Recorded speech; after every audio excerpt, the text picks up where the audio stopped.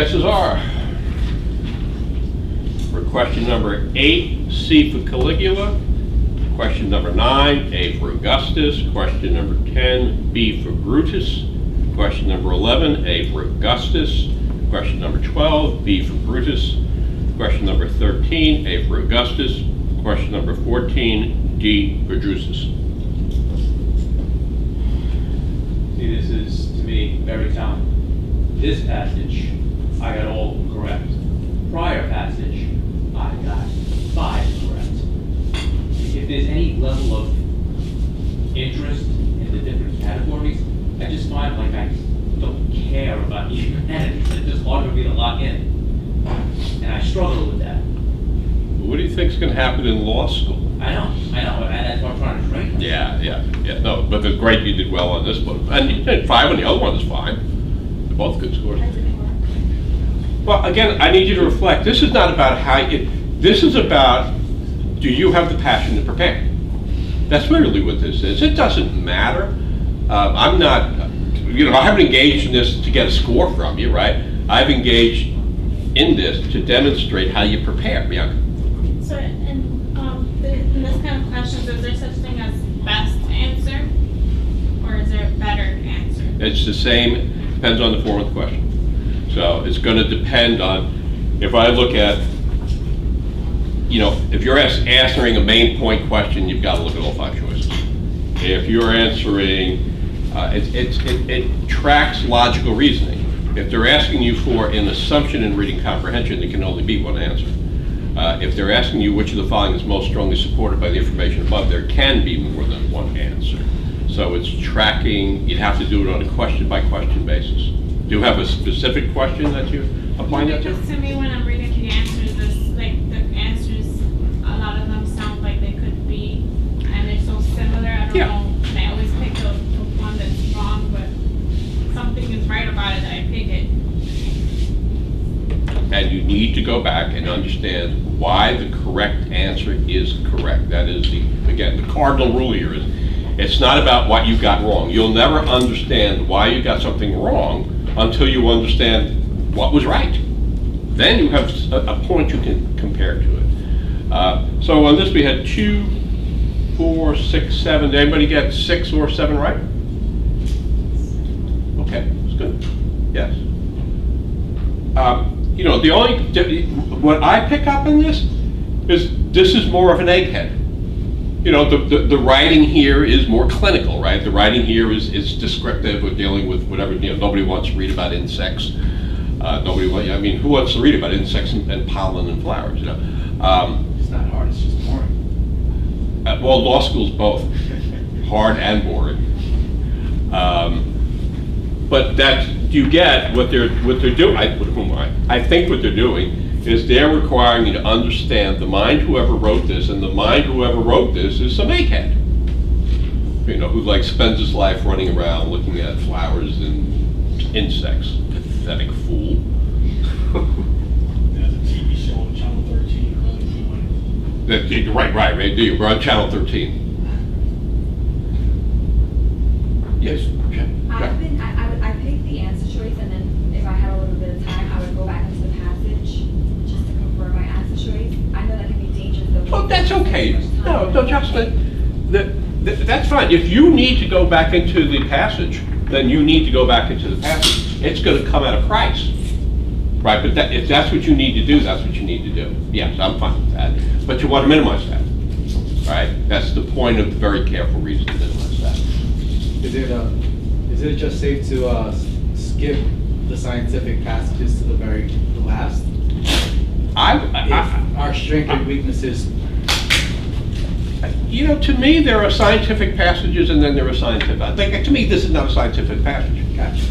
To me, this is I'm going to read about. How complicated can it be? Insects and flowers. I'm sorry. Bugs and flowers. Yeah, but I'm just saying. So, if there's a passage that you're in over your head on, for sure you should skip it, because you've got to be able to understand the law. Michael? Yes. When do you think you should do the slashes? Do you think you should do them before you read them? I do them contemporaneously. Here, unlike logical I do them in advance. Here, when I get to the punctuation, I put the slash mark, which then says to me, I got it, I gotta paraphrase it, I gotta reread it. And if you keep practicing this, you will develop that. Commas and semicolons as well, just periods of course, commas. It's whatever speaks to you, Matthew. For me, if a comma is following 3 words, I'm not stopping in a comma. If there's a run-on sentence and the first punctuation I see is in the 3rd line, it's a comma, I will stop. But this is an acquired taste. Would it be fair to say this is not the way you read in regular life?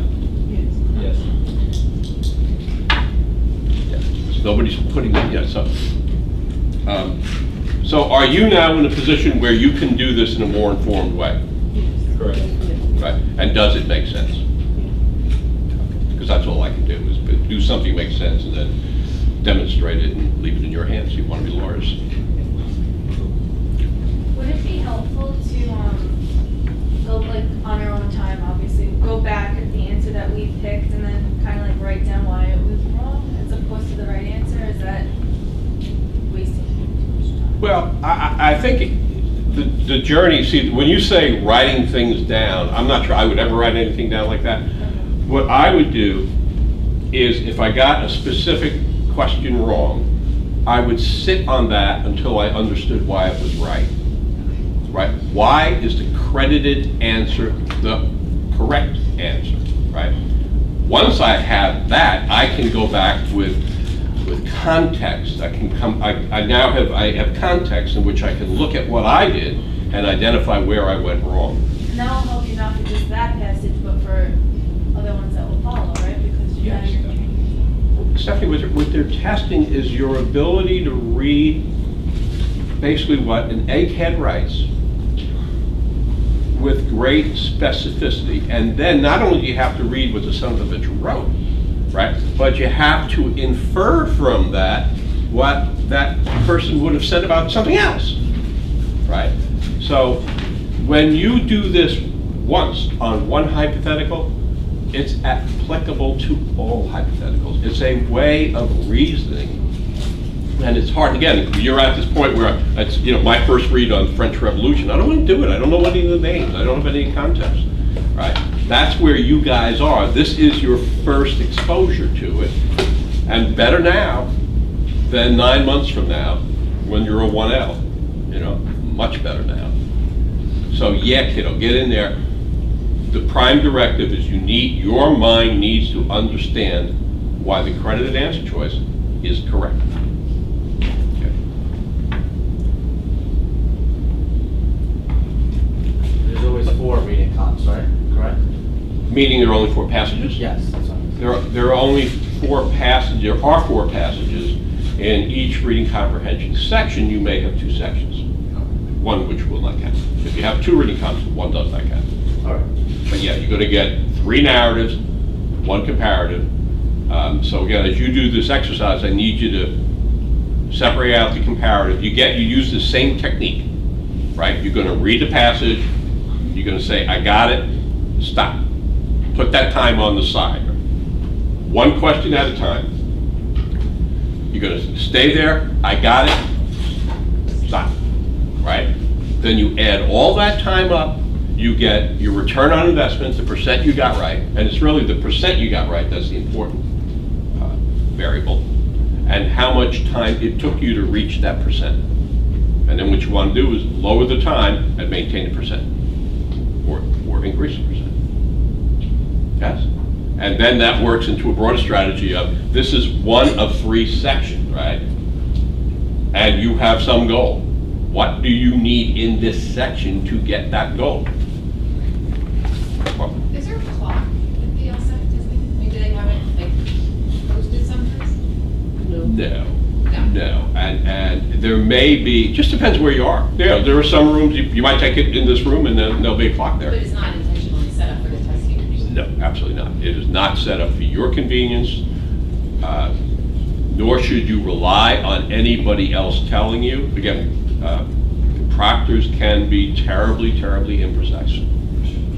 So you've got to be in a position of saying, if they call 5 minutes and there are 10 minutes left, somebody in that room better say there are 10 minutes left. So the proctor will tell that how much time is left? Well, it depends if they've been to the wine bar or not. Are they supposed to? Yes, you're supposed to say 5 minutes, right? Can you rely on that? No. And again, you got to go in there self-sufficient. No doubt about it.